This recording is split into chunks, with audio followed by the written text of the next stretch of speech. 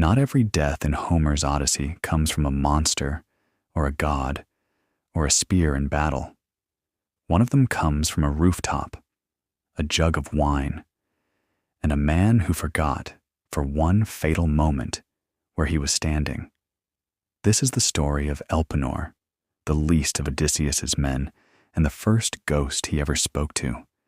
After the horrors of the Cyclops' cave, after losing men to the Laestrygonian giants, Odysseus and his surviving crew wash up on the island of Aeaea.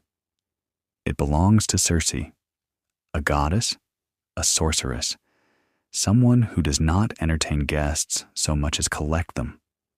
She turns half the crew into pigs with an enchanted drink.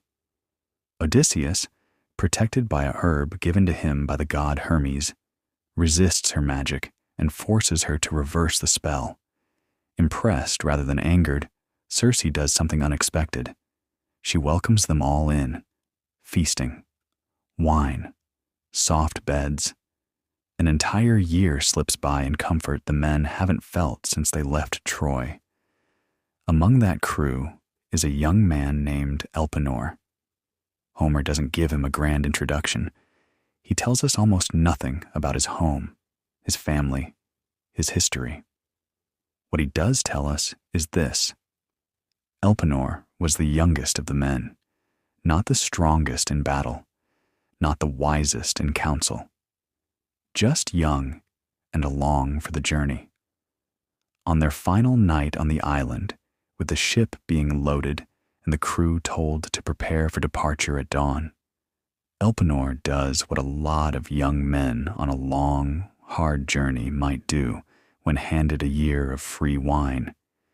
He drinks far too much of it.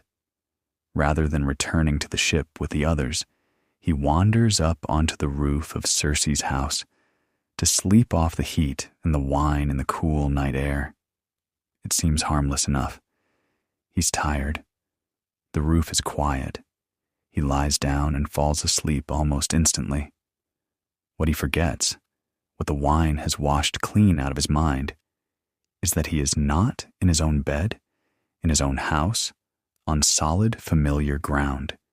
He is on a rooftop, on a foreign island, with nothing between him and a very long drop. At dawn, the commotion of the crew preparing to leave startles him awake.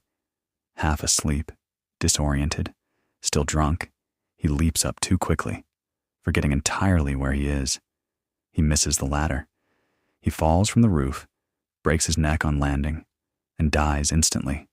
No monster, no god's wrath, no battle wound. Just a bad step taken by a young man who'd had too much to drink and not enough sense to remember the height beneath him.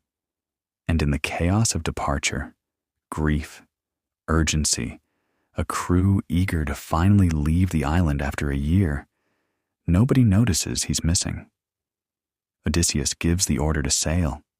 They leave Elpenor's body behind on Aeaea, completely unburied, without a single funeral rite. In the world of the Odyssey, that isn't a small oversight. It's close to a curse. Odysseus's very next stop, on Circe's own instructions, is the edge of the underworld itself, sailing to the house of Hades to consult the blind prophet Tiresias about how to get home. He digs a trench, pours offerings of milk, honey, wine, and blood, and the spirits of the dead come crowding toward him, drawn by the smell of the sacrifice. The very first shade to approach him is not his mother, not a fallen comrade from Troy. It's Elpenor. His spirit hasn't even reached the underworld properly. Homer is specific about this, because his body was never burned, never buried. Elpenor's soul has arrived at the land of the dead, ahead of his own corpse, unable to properly cross over, caught in a kind of limbo. He recognizes Odysseus immediately and begs him for one thing, not vengeance, not grief, not even to be remembered, just this: go back to Aeaea, burn my body, raise a mound over my ashes on the shore, and plant my oar upright in the earth on top of it, the oar I rowed beside my shipmates while I was alive, so that anyone sailing past will know a man is buried there. Odysseus promises he will, and he keeps that promise. On the crew's return to Circe's island, because they do return, briefly, one more time, Odysseus finds Elpenor's body exactly where it fell. They build a pyre. They burn him with his armor, exactly as they would honor any warrior. They raise the burial mound, and they plant his oar upright in the soil, just as he asked. It's such a small ceremony, compared to everything else happening around it: Circe, Tiresias, the coming trials of Scylla and Charybdis, the sirens. But Homer gives it real weight, because in this world, the difference between a properly buried man and an unburied one isn't just sentiment. It's the difference between a soul that finds rest and one that wanders, unable to cross over, stuck between two worlds. Elpenor never fights a Cyclops, never resists a goddess's spell, never makes a single choice that shapes the plot of the Odyssey.